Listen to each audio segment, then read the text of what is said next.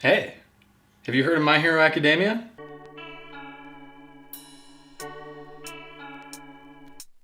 I cannot tell you the last time I binged a show as hard as I did with My Hero Academia. Actually, I can't. It was The Good Place last August. That was pretty good too. You should check it out. But My Hero? Dude, My Hero? Okay. My Hero is why I love anime.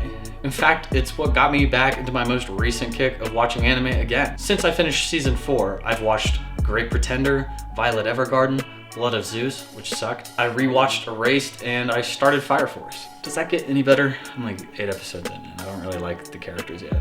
But My Hero brings it, okay? I'm talking on all fronts. The animation, fire. The voice acting, fire. The music?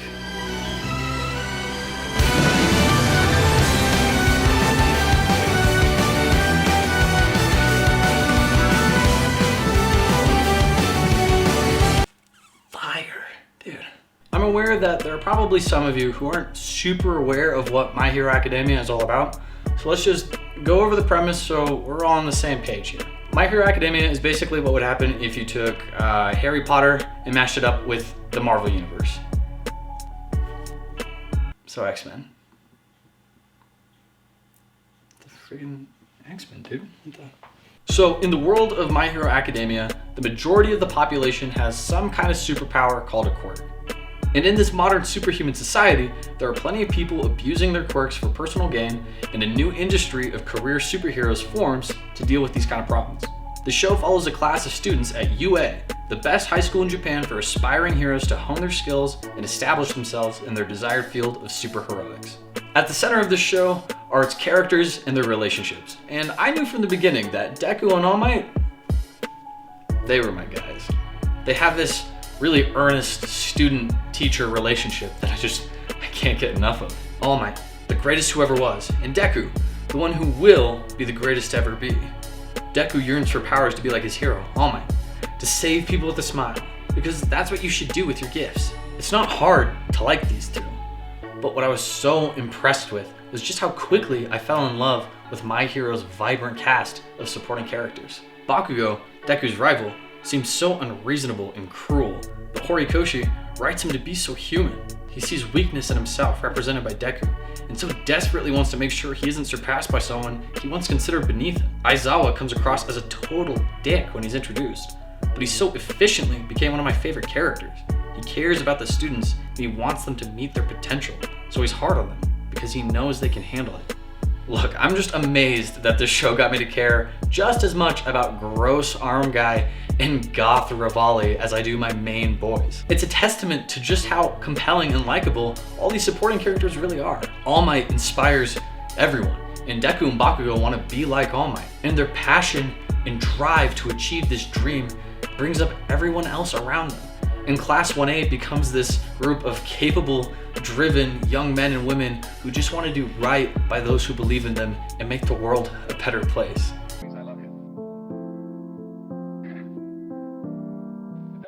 Season 1 starts off strong, throwing out dick slaps left and right like it's going out of style. Deku's origin story feels like Sam Raimi's first Spider-Man, the joy of having powers followed by what it means to have those powers. I'm not proud to admit this, but I watched all of the first season in one night. One night! I don't do that, but I just couldn't get enough. I had to see what happened next with these characters. I wanted to see the next clever way someone would use their powers to solve a problem. I wanted to see what the next scene would be to use the epic song You Say Run, and if it would be successful at making me cry. Season 2 comes out swinging with a tournament arc that somehow held my attention throughout all of it, unlike the Chunin exams in Naruto, which I felt severely overstayed its welcome. It just hits you with moment after moment of these kids using creative ways to use their quirks to solve their problems. And they just keep pushing past their limits. It's so inspiring. It makes you want to hit the gym or something. And the back half of the season explores what a hero-based society really means, putting the kids in a situation where they have to figure things out without the help of an adult hero, while facing a villain who criticizes the hero-based society that My Hero Academia takes place in. Season 3 keeps bringing the heat with this desperate arc where the kids are in way over their heads. And it just keeps winding up the tension, all culminating in quite possibly my favorite anime moment of all time. The United States of Smash, which I won't spoil here, but my God, I have never been so overcome with inspirational feels than how I was watching that scene. Season 4 somehow starts with what I think is the best arc yet, and Togata, a new main player for the season, quickly established himself as one of my top 3 favorite characters, which is pretty damn impressive in the 4th season of your show. I just love the way the arc built, and the payoff at the end of it is immense. And while the back arc of the season is less great, I'm looking at you, Masked Gentleman, the more fun, laid-back tone of the school festival was a welcome break from the non-stop stress the first arc puts you in as a viewer. After all, you need those moments where the kids are living their lives and going to school to really make the moments where shit hits the fan that much more impactful. After season 4, I just couldn't stop thinking about the series. I wasn't ready for it to be done, and I wasn't just going to wait until March for more My Hero content. I was too attached at this point. I knew I was missing something because in a lot of the stan edits I watch, I watch stan edits, whatever. They're fun, okay? They're fun. I love stan edits. I had always seen these clips of the students in what I thought was a school dance, and it never popped up in the show. So I quickly found out that these clips were from My Hero Academia, 2 Heroes, a movie. And there was another movie that takes place after season 4 called Heroes Rising. And I was like, okay, cool. I'll just watch these movies on Hulu like I had been with the anime to tie me over until season 5 comes out.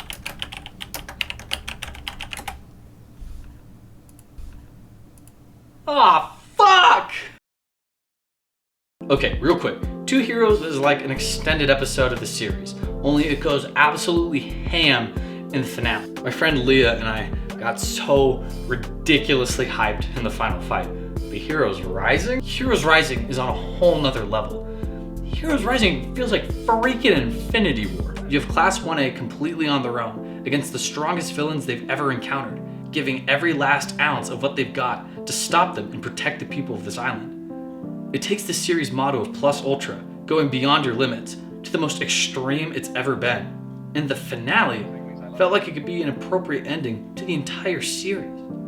I know they aren't technically canon, but you are doing yourself a huge disservice if you don't watch these. They're so good. Heroes Rising has been like my favorite movie in the last year, which I know isn't saying much. 2020 isn't exactly the greatest year for movies, but still, pretty cool.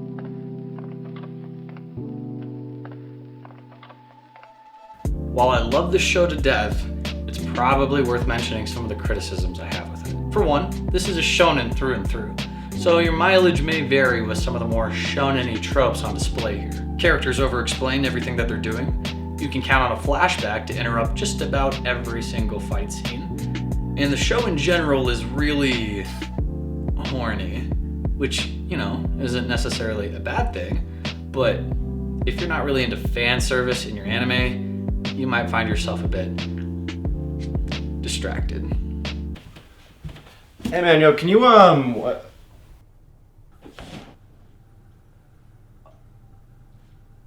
I'm just watching anime. Why is it paused on that one specific frame right there?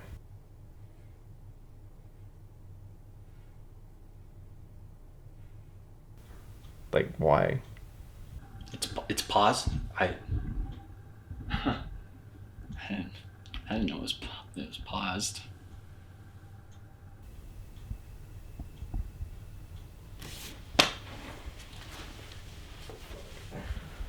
Fucking weeb.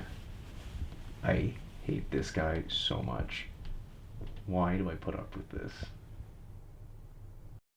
Also, this might just be a personal gripe, but sometimes characters that you feel should be really important and get more screen time, like Uraraka and Bakugo, will sometimes just do nothing in the background for like multiple arcs in a row.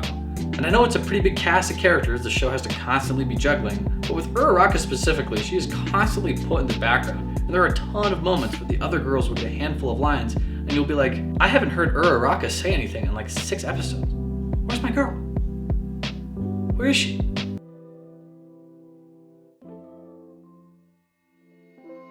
It is so nice being really into something that's popular from time to time because there's just so much community-based content that it makes the pain of waiting for something like the next season that much easier to bear. Like I previously mentioned, stan edits are awesome and you can't convince me otherwise. There's a variety of fan projects like the amazing live-action My Hero Academia short film by legends Christopher C. Cohen and the man himself, Guy De Silva. Cute little fan comics, and of course, the character design is pretty top-notch. So there's a lot of fan art out there, if you're into that kind of thing. Which I'm not, by the way. Ew. I haven't become a total fangirl over something this hard in a long time. And honestly, it just feels great to enjoy something new with such a passion. When my work schedule got messed up from COVID, My Hero was here for me to fill those lonely, anxiety-ridden nights where I'd usually be working.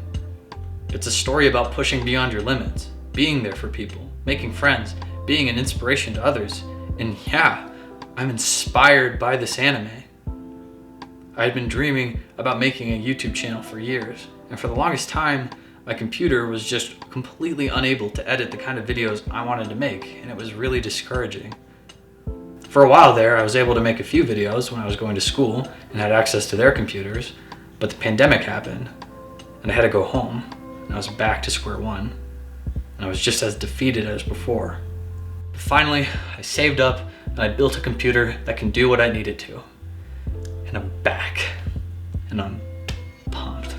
And these characters in this story really inspired me to be passionate and excited again. To go plus, ultra.「情熱の火が私の中で照らさった。僕はこの炎を消すことはできない。僕は勝ちがるすべてのためにこの炎を使わなければいけない。僕を信じる人々の陰でここにいる。そしてこの死ぬも信じられないほどの祝福だ。僕は僕を幸せにすることをし続け、ビデオを作り続ける。僕は僕がなりたい人になる。与えられた機会を無駄にしない。これが僕の物語の始まりだ。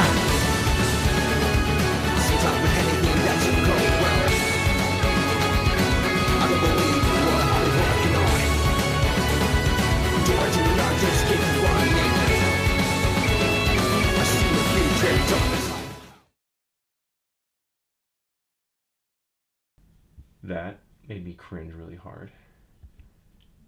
That is so gay.